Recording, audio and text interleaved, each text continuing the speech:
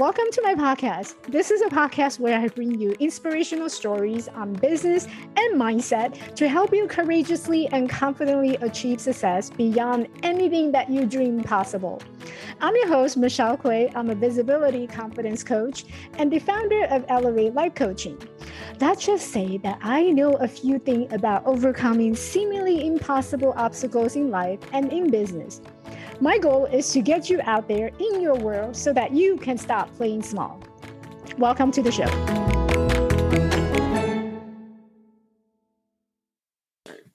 Today, joining me is my guest, Alessa Morgan.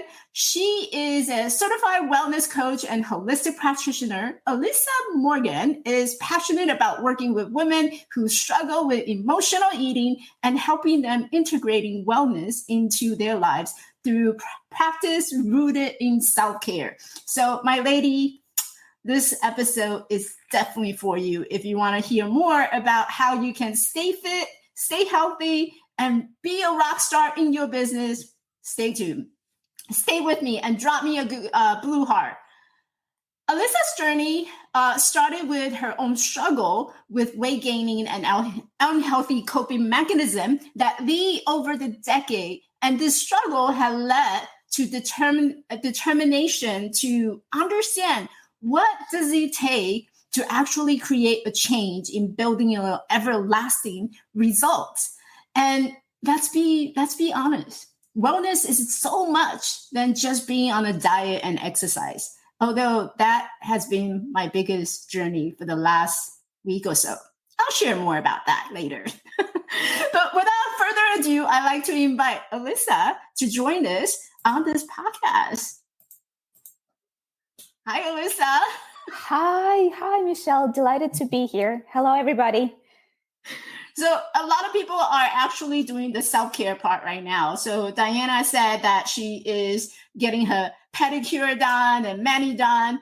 And Amy is definitely doing the roasted broccoli and sardines. Yeah. So, I think this is a perfect topic because it's lunchtime, noontime, people are eating. So give us a little quick intro about yourself. Sure. So as you mentioned just now, my journey started with my own personal struggles. Being overweight is something that I've been dealing with probably since I was a teenager. I did not deal very well with change, and my family was going through a lot of changes, including moving and all that fun stuff. And I have always been interested in psychology, in nutrition, in fitness and wellness. If there was a book laying around about those topics, I would always grab it. But at one point, I realized that knowing all this information is never going to be enough to actually make a change. And as my struggles continued, the question kind of remained, how come I know all of this information? I have all this knowledge on what to do, but how come I'm not doing it? And so that's when probably the most important aspect of all of this came into place is focusing on understanding specifically change, not just the theory of what you're supposed to do, but actually how to work with yourself, how to utilize what you know about yourself and, those tools to actually create the change that you're looking to have in your life. Mm-hmm. I can totally relate to, consuming these information that I can get my hands on. So for me, it was more like a mental wellness. I was consuming a lot of books, but then, after reading all these books, I noticed that there's nothing that works. And I kept wondering, going around in circle, wondering why it's not working for me. Like, what is it I'm doing wrong? How come there's all these books and I spend dollars, a lot of money, and I have collection of books? So it sounds to me that, you started this emotional eating wellness journey when you were really young. Was there anything that you were kind of going into the extreme? Because I think one of the things that I've noticed a lot of teenagers, including my nephew or niece, when they consume these type of information, what they do is they take it into their life and they go to the extreme. So they would either not eating or they're eating very little or they feel guilty about eating a big meal. So what were some of the things that you have done? Yeah, absolutely. So definitely going through extremes, definitely trying those extreme diets. But despite dieting, there was always this common denominator that essentially, I think the best way I can say it is that there was a point in time when I was going through some emotional struggles through depression, and food in a way became my best friend. It became my go-to thing that is always there for me. That is always, it became my coping mechanism, my comfort, my, if anything happens, it'll go to just food is always, always there. And so there's binge eating, complete lack of control in terms of consuming food, huge quantities. I'm bored. Okay, the refrigerator is right there. Looking forward to lunch. So it kind of became maybe an obsession is one way to put it. It took up a lot of space in my life for sure. Yeah.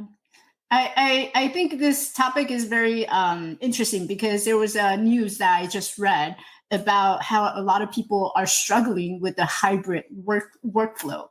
And so there's a lot of company who's, you have to work from home, or chances are some days you end up working from home. And we all know when we are home, we're very comfortable. The next thing you know it, I'm going to close my camera or mute myself and go to the refrigerator just to grab something to eat. So there's a lot of company who's struggling with a hybrid work style. What was your favorite thing to go to when you were struggling with emotional eating? Like your comfort food, your favorite comfort food? My favorite comfort food. Oh my goodness. Nutella. Do not place Nutella near me. Yes, definitely Nutella. No need for bread. No need for anything else. Just a jar and a spoon, and I'm good. Nutella is very, very addicting. I have to tell you. Like I second that. I don't know what they put in there, but like the moment I can tell you don't want to know. Well, I do want to know, and I know our audience wants to know. So, what is the Nutella? Sure. So I'll just make it very simple. The two main ingredients in Nutella are palm oil, which is absolutely terrible for you because it's hydrogenated stuff, which basically kills your cells in a way, and tons of sugar.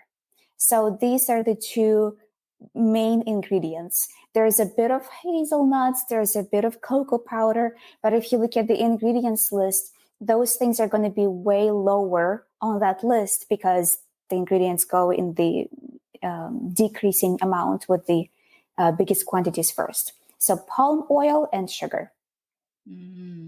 I know sugar is the number one killer. It's not diabetes, it's not high blood pressure. It's actually sugar consumption. Number one killer. Yeah. And unfortunately, sugar derails a lot of processes in our body. And you know that sugar is bad for you, but sometimes when you start learning the specifics of what exactly it does with your system, it shocks you. I didn't know for the longest time, for example, that sugar actually negatively impacts our immune system. You would think, what's up with that? Like, don't you just get fat with sugar? Well, no, there's a lot more. And it just derails a lot of mechanisms in your body when it comes to detoxification, metabolism, processing, storing, not storing, releasing, hormones get out of balance. So there is a lot of damage that sugar can do, especially in high quantities. Yeah. Diana said she's the kind of person, she said she would eat a spoonful of Nutella. Yeah, because I don't know how they created it, but they did something right for our brains, to where it creates this pleasure dopamine loop. But definitely, it's a struggle to let that spoon go. So I think the reason why a lot of or American or the people in the world, we go to sugar because sugar makes us happy. And that's what we do when we were kid, when kid is crying or they're really annoying, what do parents do? Here's a candy bar, quiet it down, right? So we're really custom and conditioned to the fact that the sugar will make us happy. Yes, absolutely. How does that impact? Yeah. Yes, it's 100%. Sugar and food in general is the quickest way for our brains to get pleasure. So what happens is that when you are in an environment, as you mentioned, where something's wrong, you give the kid a candy. You want to celebrate something? Let's eat. Here's a cake. You're sad? Oh, don't be sad. Come and eat. It becomes part of our programming since young age. And especially if this is not healthy foods that were being offered as kids. It's not like a banana, it's actually a candy or a Kinder Surprise, like one of those, the closest thing to Nutella that kids can get. And this creates this programming in your mind that kind of becomes subconscious, but then your brain automatically kind of retrieves that program on the surface. So whenever you're going through something, there will be like this knock on the door and like, hello, you have a solution. You know that, right? It's just, take a few steps and a few bites. So yes, it becomes a programming for us. It becomes a release of stress, release of emotions, release of any negative feelings or anything, or boredom, or anxiety, or depression, or just feeling useless and unfulfilled. It becomes an answer to many of those things, unfortunately. So great. Now that I know that sugar is one example where our brain start to get conditioned and start to have this internal programming, how do I break the cycle? Tell me how, please. Absolutely. So this is going to be a bit of a cliche of an answer, but all of us are very individual in our approach to how we are programmed, what works for us, so on and so forth. So the first step to kind of breaking this vicious cycle is creating awareness. It's really noticing what's happening with you, what's going on, what are you feeling. If you are looking to eat, then why are you looking to eat? What was it that happened on a stress level or on the anxiety level where you have this temptation? And go ahead. Okay. All right, as long as you're back. So creating awareness is the first step. Just really kind of following the thread of your emotions. What exactly that led you to that step? When does it happen? Is it after a conversation with, a difficult person or after a challenging situation? And once you have this awareness, then it's really about breaking down what's behind this prompt for this reward, so to speak, if we're talking about, how the brain works and creating this dopamine cycle. And one of the tricks is to attempting to replace this reward with something else. Mm-hmm. So something else that would be equally as fulfilling, that would, for example, satisfy your boredom or satisfy your anxiety, but it's not going to be food. This is more of a general tip because everyone is very, very individual. I mean, for example, I'm working with a client who she loves music. Like she is a music buff. Like she's a singer and music is her life. And sometimes she was able to create changes when she started thinking of a particular song that put her into a different emotional state. But this is not a tip that I can recommend to everybody because it's a very individual aspect. So that's why it's really important to what triggers us. What is it that enables us to change our emotional state and use that to create those changes. Emmy says she's loving this conversation. I'm loving this conversation because as you're describing all these tips, like creating that awareness and recognizing the emotion before that lead to your emotional eating, I'm sitting here and trying to think back in terms of how my eating habits has been like really down the drain lately. And I think one of the reasons behind that is I'm sitting in front of the computer all the time and I'm working on something, I'm either at work or, connecting or doing a coaching session. So for me, it almost feels like it's a level of stress.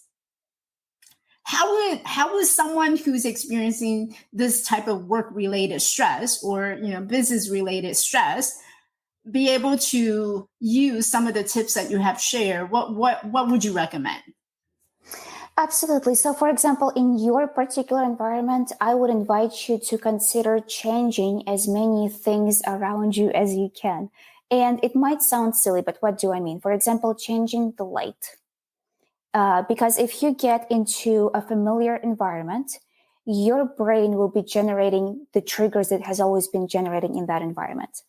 But if you, for example, change your light, change your sitting position, I don't know, face this wall instead of that wall for once, maybe have a stress ball next to you or something, maybe have a glass of water. Maybe if you don't have a plant nearby, put a plant next to yourself just to create this change to facilitate this process of your brain registering, I'm doing something different. And then when this craving kicks in, because you are going through stress, which is similar to what you have experienced in the past, first of all, you will have more reminders around you not to cope with stress the way you always cope with it. And second of all, those reminders, they will help to create this moment of mindfulness. And mindfulness is essentially the pause between the desire and reaction to that. So you will have a moment to center yourself, to reassess what's going on.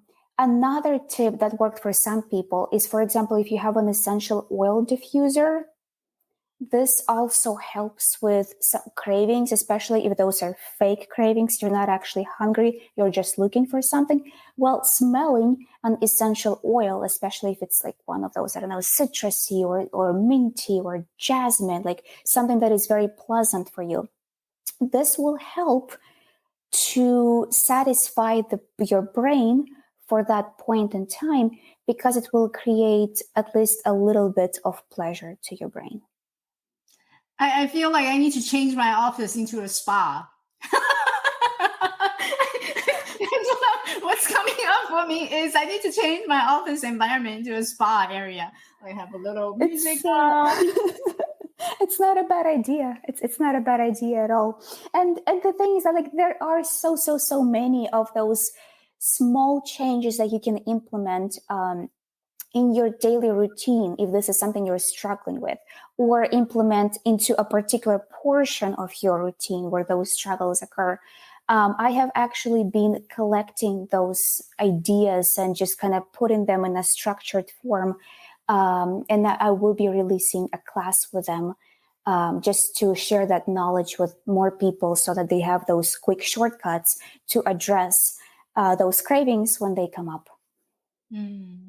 So I know a lot of coaches are talking about wellness and emotional eatings, but one of the things I really love about you is that you have a very calm, soothing, and loving personality. So I'm curious, how do you usually work with clients? Like, tell us about that process of how you work with clients. Thank you so much for your compliment. It means the world to me. Thank you. Here is the thing. What I have noticed is that people start following a fitness or a wellness guru, an influencer, like the way they like to say nowadays, and they try to take their method, adapt it into their life, more than likely, in a lot of cases anyways, it's not going to work, and it's going to be very discouraging. And so the task of wellness becomes a task. It becomes daunting and stressful and annoying. And it's like, oh God, more like, and sometimes expensive. Like, oh, now I have to go to the Whole Food store instead of Publix. And what I have noticed is that creating difference is not, or creating a change in your life is not just about doing something different. It's taking what's different and making it yours. So the process of coaching centers on helping the client to understand themselves. That's the number one priority, because when you understand yourself, you uncover the tools and the resources that you never knew about that actually are there inside yourself. We're just bringing them out onto the surface. It's just like I mentioned this example a few minutes ago about the lady who is a singer. So for her, the music, like every time we bring up music in our sessions, her face lights up because it's everything changes. And it's really finding taking you as a human being, what you are naturally gravitating towards, what you like, what you're staying away from at all costs, and taking that essence and weaving it into the changes that you're looking to create, so that all of the changes that you're doing in your lifestyle, integrating into your routine, they feel yours. They feel like something that you're comfortable with, something that you actually want to be doing, and something that feels right to you emotionally and physically. What the word that keeps coming up for me is the motivation. You really help motivating the fact that I don't just want to go to the grocery shop or the drugstore to pick up another bottle of healthy food or juicing, starting a juicing diet. What I really want to do is to find something that works for me, and it's something that's very sustainable, something that's long lasting. I can enjoy my life finally and eat what I want. Yes, absolutely. It's really like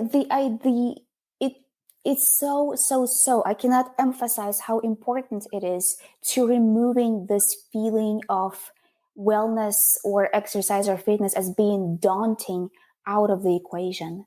Because if you just kind of mentally shut down every time you hear about diet and exercise, it's going to be very difficult for you to, like you said, to motivate yourself to create any changes, because you think that, oh, I have to do it exactly this way to achieve those results. And it's really not the case. And with a lot of clients, when we are taking this journey into understanding who they are, what works for them, increasing awareness to how they speak to themselves, for example, what drives their macro and micro decisions on a daily basis, this awareness can change a lot of things for people. And there is a bigger tendency to reach out to something that's healthy, not because you're forcing yourself to do it, but because it's part of self-care, of this kind of self-care bubble that you're creating around yourself during your routine. So, Alessa, you have just put me in my self-care bubble today by talking about this. And then I can totally imagine myself sitting here inside my bubble. I have my essential oil on. I have my spot music on. So I know you're also an entrepreneur. You have your own coaching business. And, this is really something that you help your clients achieve, is by addressing that emotional eating. And so send them off on a wellness journey that is really from an inside out approach. So I'm curious, and I know our audience would be curious as well, is how do you balance your entrepreneurial life with this wellness, emotional wellness? Yeah, absolutely. And I think my answer will be very similar to most entrepreneurs on your show and in general. Balance takes a lot of work. Especially if it's something that you are so passionate about and you are just burning with ideas and you want to do this and you want to throw yourself into that and you want to book yourself there. And yes, there are 26 hours in a day, not 24. Yes, it's very, very easy to go overboard with this process. It's really, so the first part of the answer, it's really going to be what works best for you. So for me, I know that structure works best. I know that if there is no structure, I will be all over the place. I will either do everything or do nothing, and it's going to be very inconsistent. So for me, structure is important. I know, Michelle, that you as well you love calendars and you love, you love your planners, you love those reminders. So yes, creating structure in your day. And one important question to ask yourself in this process is how this goal of entrepreneurship is aligned with your top two other priorities. So right now you're asking me about wellness. The other two priorities can be, for some people, it's family. Well, usually it's some shape or form or significant other, kids. For other people, it's something else.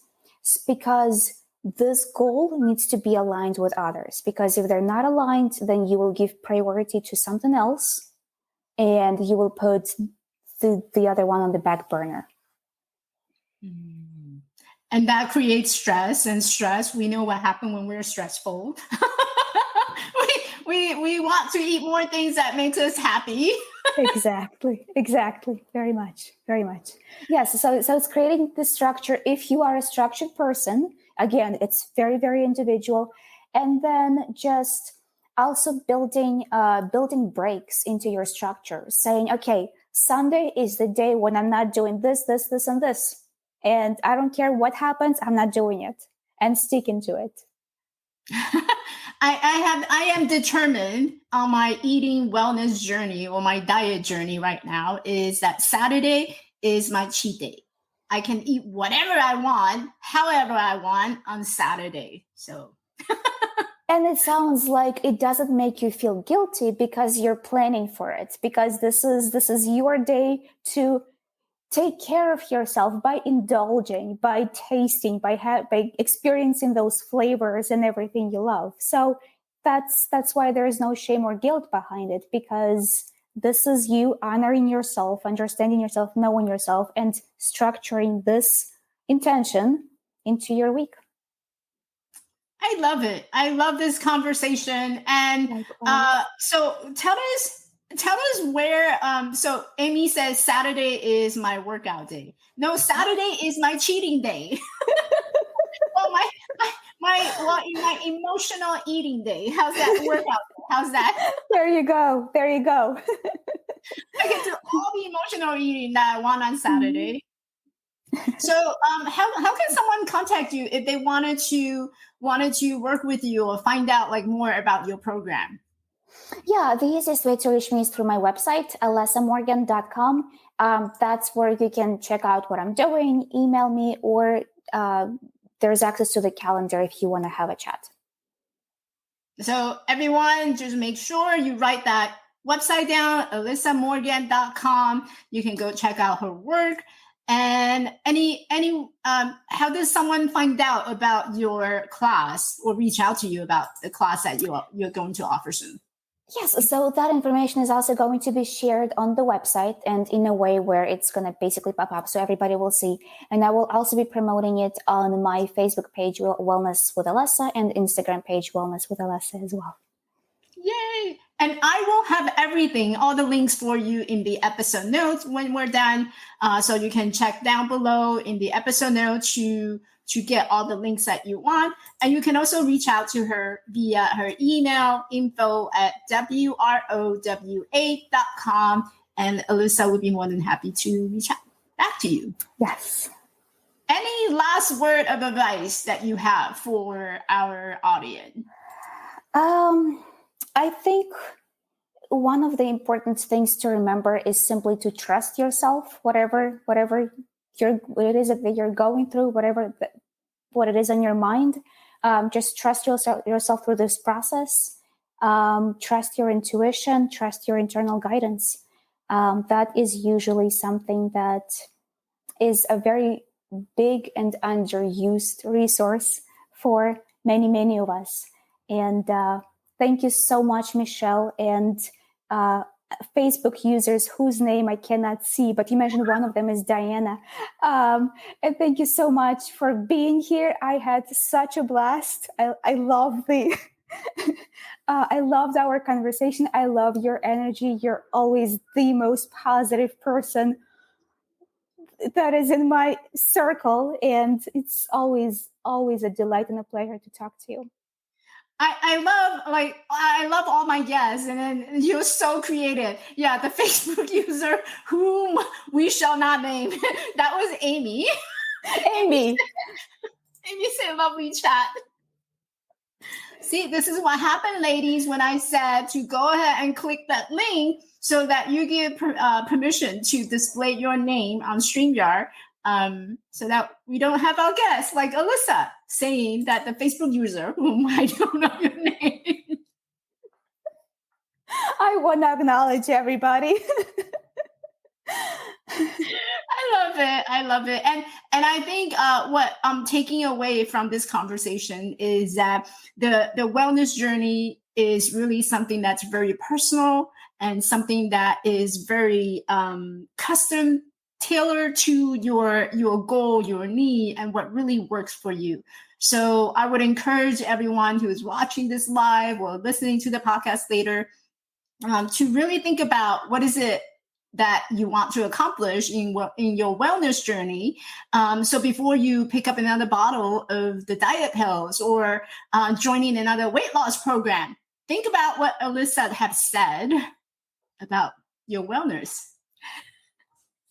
Yes, it is very individual. Just because as human beings, we have such different triggers and such different reasons for doing what we're doing.